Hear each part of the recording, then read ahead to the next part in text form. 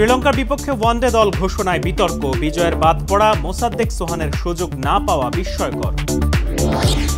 টাইগারদের টেস্ট স্ট্যাটাসের silver jubilee, বর্ণিল উৎসবে মেতে উঠেছে সিলেট। শেষ রাউন্ডে দারুণ উত্তাপ ছড়াচ্ছে ক্লাব বিশ্বকাপ, বায়ার্ন মিউনিক, জুভেন্টাস ও ম্যান সিটির নিশ্চিত রাউন্ড অফ 16।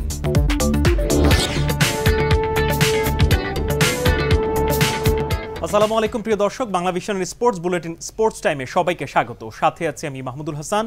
শুনছিলেন শিরোনাম, এবারে বিস্তারিত। টাইগারদের দল নির্বাচন যেন মিউজিক্যাল চেয়ারের খেলা। দল নির্বাচনের ট্রাম্প কার্ড যে ধরতে পারবে সেই মাঠে নামার আগে মেরে দেবে ছক্কা। প্রিমিয়ার লিগে 14 ম্যাচে 4 সেঞ্চুরিতে 874 রান। তারপরও শ্রীলঙ্কার বিপক্ষে 16 সদস্যের ওয়ানডে স্কোয়াডে নেই এনামুল হক বিজয়। টেস্টে ব্যর্থতায় বিজয় ওয়ানডে দল থেকে কাটা পড়েছেন কিনা তাই প্রশ্ন। তবে প্রিমিয়ার লিগে ভালো পারফরমেন্সের পুরস্কার পেলেন নাইম শেখ। 2 বছর পর ফিরেছেন দলে, কিন্তু মোসাদ্দেক সৈকত, নুরুল হাসান সোহানের সুযোগ না পাওয়া যেমন বিতর্কিত অধ্যায়, তেমনি পাকিস্তানে ব্যর্থতার পরও শামীম পাটোয়ারির দলে থাকা নির্বাচনকে প্রশ্নবিদ্ধ করেছে। টুর্নামেন্ট হোক আর আন্তর্জাতিক সিরিজ, ফরম্যাটের ভিন্নতায় কিছু আসে যায় না। বাংলাদেশের দল ঘোষণা মানেই চমক আর বিতর্ক। এবারও সেই ধারাবাহিকতা ধরে রেখেছেন গাজী আশরাফ হোসেন লিপুর নির্বাচক কমিটি। ওয়ানডে দলের অধিনায়ক মেহেদী হাসান মিরাজ, দলে আছেন টেস্ট ও টি-20 অধিনায়ক নাজমুল হোসেন শান্ত ও লিটন দাস। ওপেনিংয়ে তানজিদ হাসান তামিম ও পারভেজ হোসেন ইমন অটো চয়েস। তবে বাদ পড়েছেন সৌম্য সরকার, তার বদলি নাইম শেখ। ছন্দে ফেরার সুযোগ দিতে সৌম্যকে বাদ দেওয়া হয়েছে। নাইম পেয়েছেন ঢাকা লিগে ভালো পারফরমেন্সের পুরস্কার। দারুণ ছন্দে থাকা নুরুল হাসান সোহান নির্বাচকদের বিবেচনায় আছেন, দলে নেই। কিপিংয়ে ভরসা লিটন ও জাকের আলী। বিকল্প আজকে যে নাইম শেখ আসলেন, তিনিও কিন্তু তার যে খেলার ইন্টেন্সিটিটা, আমাদের টপ যে দুজন ওপেনার ব্যাটিং করছেন সেই একই ইন্টেন্সিটিতে ব্যাট করার মতো সক্ষমতা একটা নজির রেখেছেন কিন্তু ঢাকার ক্রিকেটে। তিনি তাকে কিছুটা বদলেছেন। And at the same time আমরা আমাদের কাছে সৌম্য সরকার অত্যন্ত গুরুত্বপূর্ণ একজন খেলোয়াড়। আমার বিশ্বাস যে সাম্প্রতিক ক্রিকেটের যে দাবি, তার সঙ্গে তিনি খাপ খাইয়ে নিজেকে প্রস্তুত রাখবেন। নুরুল হাসান সোহান আমাদের মাথায় অবশ্যই আছেন। তিনি অত্যন্ত কার্যকর একজন খেলোয়াড়, স্পেশালি 6-7-এ আমার মনে হয়। তো তাকেও আমরা আগামীতে দেখতে পাবো বলে আশা করি। নাইমের মতো ঘরোয়া লিগের পুরস্কার পেয়েছেন শামীম পাটোয়ারি। দুইজনই দলে ফিরেছেন 2 বছর পর। যদিও এবারের লিগের সেরা খেলোয়াড় মোসাদ্দেক হোসেন সৈকতের জায়গা হয়নি। তাকে বাদ দেওয়ার কারণ আরও অদ্ভুত। লিপুর ঘোষণা, মিরাজ থাকলে মোসাদ্দেকের জায়গা হবে না টাইগার স্কোয়াডে। আপনার সাংবাদিকতার আলোকে মনে করছেন যে মোসাদ্দেক হোসেন এই মুহূর্তে জাতীয় দলে খেলা উচিত। আমি ঠিক সেই জিনিসটা মনে করছি না, পরিষ্কারভাবে বলতে চাচ্ছি। কারণ যতক্ষণ মেহেদী হাসান মিরাজ আছে, মোসাদ্দেকের কোনো সুযোগ নেই। খুব কোনো জিনিস খুব স্পষ্টভাবে হওয়া উচিত। জাস্ট আপনারা বুঝে অনেক সময় না বোঝার ভান করে কথা বলেন, অনেক সময় দ্যাটস রিয়েলি হার্টিং। দলে স্পেশালিস্ট 2 জন স্পিনার, লেগি রিশাদ হোসেন ও বাহাতি স্পিনার তানভীর ইসলাম। 16 জনের স্কোয়াডে পেসার 5 জন, তাসকিন ও মুস্তাফিজ ফেরায়। স্বস্তিতে টিম ম্যানেজমেন্ট। তানভীর এবং নাসুমকে ঘুরিয়ে ফিরিয়ে কিন্তু খেলাচ্ছি, but at the same time আমরা রকিবুলকে চাচ্ছি অনেক শক্তভাবে সে যেন জাতীয় দলে আসে। হ্যাঁ, সেই জন্য হয়তো একটু সময় নিচ্ছি, যেন মানে ফার্স্ট ইন ফার্স্ট আউটের মতো ব্যাপারটা না ঘটে।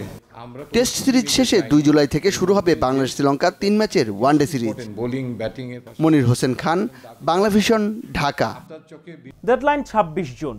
টাইগারদের টেস্ট স্ট্যাটাস পাবার সিলভার জুবিলি। ক্রিকেটের বনেদি পরিবারের সদস্য হবার 25 বছর, সে উপলক্ষে সিলেট আন্তর্জাতিক ক্রিকেট স্টেডিয়াম মেতে উঠেছে ক্রিকেটের বর্ণিল উৎসবে। কার্নিভালের উদ্বোধন করেন বিসিবি সভাপতি আমিনুল ইসলাম বুলবুল। ক্রিকেট ব্যবস্থাপনায় বিকেন্দ্রীকরণ, নারী ক্রিকেটের উন্নয়নে দীর্ঘমেয়াদী পরিকল্পনা নিয়ে এগিয়ে যাচ্ছে বিসিবি। টেস্ট মর্যাদার 25 বছর পূর্তি উপলক্ষে দেশের 7 বিভাগে চলছে ক্রিকেট কার্নিভাল। রবিবার রাজশাহীতে হয়েছে অনূর্ধ্ব 12 ক্রিকেট উৎসব। সোমবার সে আয়োজনে সামিল সিলেট। দিনভর ছিল cricket tournament, pacer hunt, parental coaching, hit the stump, ছবি আঁকার প্রতিযোগিতার মতো মজাদার আয়োজন। দিনব্যাপী এই উৎসবে শিশু ক্রিকেটারদের উচ্ছ্বাস আর সাদা পোশাকের ক্রিকেটীয় প্রতিভায় মুখর ছিল স্টেডিয়ামটি। খুব অল্প সময়ে বাংলাদেশের অন্যতম আকর্ষণীয় ভেন্যুতে পরিণত হয়েছে সিলেট। রিজিওনাল ক্রিকেট অ্যাসোসিয়েশনকে শক্তিশালী করতে চান বিসিবি সভাপতি আমিনুল ইসলাম বুলবুল। টেস্ট ক্রিকেটের 25 বছর একটা বড় ব্যাপার। সেই সুযোগটা নিয়ে আমরা বিভিন্ন বিভাগে যেমন যাচ্ছি, তেমন সিলেটেও এসেছি। এখানে মেইন কারণ হচ্ছে ক্রিকেটটাকে কীভাবে বিকেন্দ্রীকরণ করা যায়। প্রত্যেকটা উপজেলায় জেলায় কম্পিটিটিভ বা প্রতিযোগিতামূলক কীভাবে ক্রিকেট আরও চালু করতে পারি এবং ক্রিকেটের যে কালচারটা আছে সেই কালচারটা আমরা প্রত্যন্ত অঞ্চলে ছড়িয়ে দিতে চাই। ছড়িয়ে দিয়ে আমরা শুধুমাত্র ক্রিকেটার না, সবাই তো আর জাতীয় দলে খেলে না, আমরা ক্রিকেটের মাধ্যমে ভালো বাংলাদেশের নাগরিকও তৈরি করতে চাই।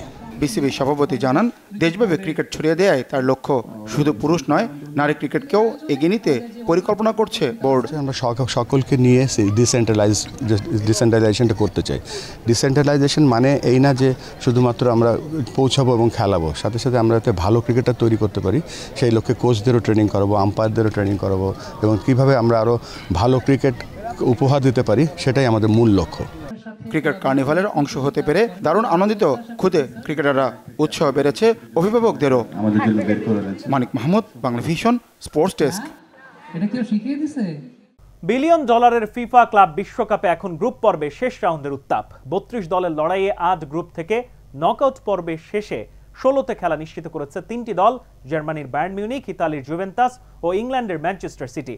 বোঝাই যাচ্ছে গ্রুপের শেষ রাউন্ডে কেমন উত্তেজনায় পড়াবে এই টুর্নামেন্ট। তবে ক্লাব বিশ্বকাপের রেকর্ড চ্যাম্পিয়ন রিয়াল জয়ে ফিরে রাউন্ড অফ 16 এর সম্ভাবনা উজ্জ্বল করলেও ইউরোপ সেরা পিএসজি আছে কঠিন সংকটে। 36 দল নিয়ে যুক্তরাষ্ট্রের নতুন আঙ্গিকের ক্লাব বিশ্বকাপে সম্ভাব্য শিরোপার ফেভারিট দলগুলোর একটি বায়ার্ন মিউনিখ।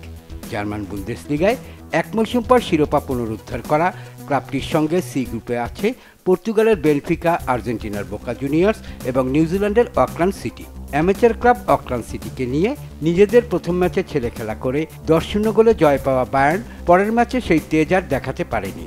বোকা জুনিয়র্সের বিপক্ষে বলতে গেলে চাপেই পড়েছিল জুলিয়ান নাগেলসম্যানের দল। 18 মিনিটে ইংলিশ স্ট্রাইকার হ্যারি কেইন দলকে এগিয়ে নেওয়ার পর 66 মিনিটে গোল হজম করে বুন্দেসলিগার রেকর্ড চ্যাম্পিয়নরা। 84 মিনিটে মাইকেল ওলিসের গোলে 2-1 জয় পায় বায়ার্ন। বোকার হারে এক ম্যাচ আগেই নকআউট পর্বের টিকিট নিশ্চিত হয়ে যায় দুবারের শিরোপা জয়ীদের। দুই খেলায় বায়ার্নের পূর্ণ 6 পয়েন্টের বিপরীতে বেনফিকা 4 ও বোকা 1 পয়েন্ট নিয়ে নকআউট পর্বের আশা বাঁচিয়ে রাখলেও 2 হারে বিদায় নিশ্চিত হয়েছে অকল্যান্ড সিটির। ক্লাব বিশ্বকাপের গত 20 আসরে ফাইনালের দেখা না পাওয়া জুভেন্টাস এবার রয়েছে উড়ন্ত ফর্মে। জি গ্রুপে ইতালিয়ান জায়ান্টদের প্রতিপক্ষ ইংল্যান্ডের ম্যানচেস্টার সিটি, মরক্কোর উইদাদ কাসাব্লাঙ্কা ও সংযুক্ত আরব আমিরাতের আল আইন। জুভেন্টাসও প্রথম 2 ম্যাচ জিতে নিশ্চিত করে নেয় দ্বিতীয় রাউন্ডের টিকিট। জয়ের পাশাপাশি গোল বন্যায় নেচেছে ইগর টুগরের দল। আল আইনের জালে 5 গোলের উৎসব করা দলটি উইদাদকে হারিয়েছে 4-1 ব্যবধানে। প্রথম ম্যাচে কোলোমুয়ানি ও ফ্রান্সিসকো কনসেইকাও এবং দ্বিতীয় ম্যাচে কেনান ইলদিজ জোড়া গোল করেন। কেনান আল আইনের বিপক্ষেও গোল করেছিলেন। এই গ্রুপ থেকে ম্যানচেস্টার সিটিও 2 জয়ে উঠে গেছে নকআউট পর্বে। প্রথম ম্যাচে উইদাদকে 2-0 গোলে হারিয়ে দ্বিতীয় ম্যাচে আল আইনকে 6-0তে বিধ্বস্ত করে পেপ গার্দিওলার দল। ইলকাই গিন্দুয়ান ও আর্লিং হালান্ড জোড়া গোল করে জয় অবদান রাখেন। প্রথম ম্যাচ থেকে 11টি পরিবর্তন এনেছিলেন সিটি কোচ। 2 খেলায় পূর্ণ 6 পয়েন্ট নিয়ে জুভেন্টাসের সঙ্গে গোল ব্যবধান সমান রেখেও 1 গোল কম করে শীর্ষস্থান হারিয়েছে ইংলিশ জায়ান্টরা। শেষ ম্যাচের মুখোমুখিতে নির্ধারিত হবে গ্রুপ শীর্ষস্থান। এই গ্রুপ থেকে উইদাদ ও আল আইন পয়েন্ট শূন্য থেকে বিদায় নিয়েছে। Shahid Khan, Bangla vision, sports desk. Acid test for PSG, Atletico Madrid and Inter Miami. FIFA club বিশ্বকাপে 32 দলের মহারণে আজ রাতে গ্রুপ বিতে অ্যাটলেটিকো ব্রাজিলের বোটাফোগো ও পিএসজি লড়বে সিয়াটলের বিপক্ষে। ইউরোপ সেরা পিএসজি রাউন্ড অফ 16 এর পথটা সহজ, কিন্তু অ্যাটলেটিকোকে টাফ টাইম কাটাতে হবে ব্রাজিল ক্লাবের বিপক্ষে। মঙ্গলবার সকালে গ্রুপ এতে শ্রেষ্ঠত্বের লড়াইয়ে মুখোমুখি ইন্টার মায়ামি ও ব্রাজিলের পালমেইরাস। ক্লাব বিশ্বকাপে বি গ্রুপ থেকে ব্রাজিলিয়ান ক্লাব বোটাফোগো, ফরাসি জায়ান্ট পিএসজি ও স্প্যানিশ ক্লাব অ্যাটলেটিকো মাদ্রিদ 3 দলেরই সুযোগ রয়েছে নকআউট পর্বে যাওয়ার। তবে কঠিন সমস্যা অ্যাটলেটিকো। পিএসজির কাছে 4-0তে বিধ্বস্ত হয়ে যুক্তরাষ্ট্রের সিয়াটল সাউন্ডার্সকে 3-1 গোলে হারানো দলটিকে বোটাফোগোর বিপক্ষে জিততে হবে বড় ব্যবধানে, যারা সিয়াটলকে 2-1 আর পিএসজিকে 1-0তে হারিয়ে পূর্ণ 6 পয়েন্ট নিয়ে গ্রুপ শীর্ষে। সমান 3 পয়েন্ট নিয়ে পিএসজি গোল ব্যবধানে অ্যাটলেটিকোকে পেছনে ফেলে দ্বিতীয় স্থানে। 2 হারে বিদায় নিয়েছে সিয়াটল। এই গ্রুপ থেকে যুক্তরাষ্ট্রের ইন্টার মায়ামি ও ব্রাজিলের পালমেইরাস 2 খেলায় সমান 4 পয়েন্ট নিয়ে লড়াইয়ে এগিয়ে। তবে শেষ ম্যাচে 2 দলের মুখোমুখি লড়াইয়ে কেউ হারলে তার বাদ পড়ার শঙ্কা থাকছে। সেক্ষেত্রে 1 পয়েন্ট করে পাওয়া এফসি পোর্তো ও আল আহলির মধ্যে জয় পাওয়া দলটির সুযোগ তৈরি হতে পারে। মেসি সুয়ারেজদের মায়ামি মিশরের আল আহলির সঙ্গে গোল শূন্য ড্রয়ের পর পর্তুগালের এফসি পোর্তোকে 2-1 হারিয়েছে। পালমেইরাস পোর্তোর সঙ্গে গোলশূন্য ড্রয়ের পর আল আহলির বিপক্ষে 2-0-তে জয় পেয়েছে। টি-20 ফ্র্যাঞ্চাইজি ক্রিকেটারদের বলা হয় যাযাবর ক্রিকেটার, যাদের নাকি ব্যাগ লাকেজ গোছানোই থাকে, ডাক এলেই দে ছুট। বাংলাদেশের সাবেক বিশ্বসেরা অলরাউন্ডার সাকিবও এখন যাযাবর ক্রিকেটার।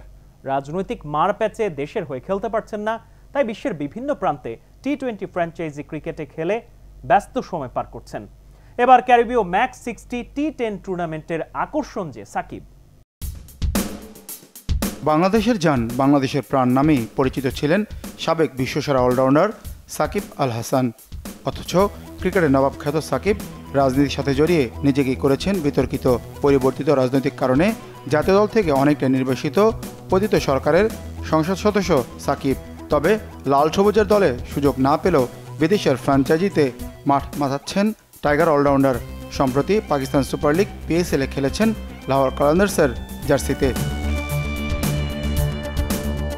ক্যারিবীয় দ্বীপপুঞ্জের গায়ানায় গ্লোবাল সুপার লিগ GSL-এ খেলবে বাংলাদেশের রংপুর রাইডার্স। ডিফেন্ডিং চ্যাম্পিয়ন রাইডার্সদের শিরোপা ধরে রাখার মিশনে সাকিবকে দলে চেয়েছিলেন অধিনায়ক সোহান, কিন্তু পূরণ হয়নি সোহানের আশা। সাকিবকে রাখা হয়নি রংপুরের ঘোষিত স্কোয়াডে। তবে ক্যারিবীয় দ্বীপপুঞ্জে আরও একটি বিদেশি ফ্র্যাঞ্চাইজি লিগে নতুন ডাক পেয়েছেন সাকিব। 10 জুলাই থেকে গায়ানায় যখন খেলবে সোহানের দল, তার কদিন পরেই সাকিব মাঠে নামবেন ক্যারিবীয় অঞ্চলের আরেক প্রান্ত কেমান আইল্যান্ডে। 16 জুলাই এখানেই শুরু হবে 8 দলের ম্যাক্স 60 টুর্নামেন্টের দ্বিতীয় আসর। টি10 ফরম্যাটের 8 দলের এই টুর্নামেন্টে বাংলাদেশের পোস্টার বয় খেলবেন ভেগাস ভাইকিংস দলে। সাবেক বিশ্বসেরা অলরাউন্ডার সাকিব ছাড়াও ম্যাক্স 60 সিজন 2-তে খেলবেন Mohammad Nabi, Kyle Myers, David Malan, Alex Hales, Thisara পেরেইরাদের মতো তারকারা।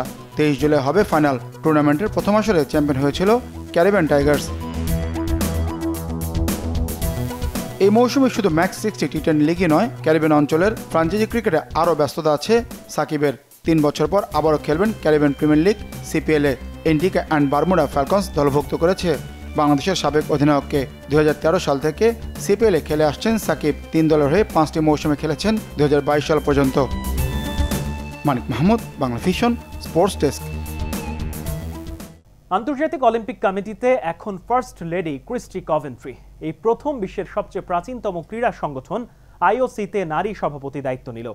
জিম্বাবুয়ের সাবেক সাঁতারু ও দেশটির ক্রীড়ামন্ত্রী ক্রিস্টি 2004 অ্যাথেন্স এবং 2008 সালে বেইজিং অলিম্পিকে সাঁতারের 200 মিটার ব্যাকস্ট্রোকে জিতেছেন স্বর্ণপদক। আফ্রিকা মহাদেশের সেরা অ্যাথলেটও ছিলেন ক্রিস্টি। বিশ্ব ক্রীড়াঙ্গনের শীর্ষ সংগঠন আন্তর্জাতিক অলিম্পিক কমিটিতে প্রথমবার একজন নারী এবং প্রথম আফ্রিকানকেও সভাপতি নির্বাচিত হয়েছেন।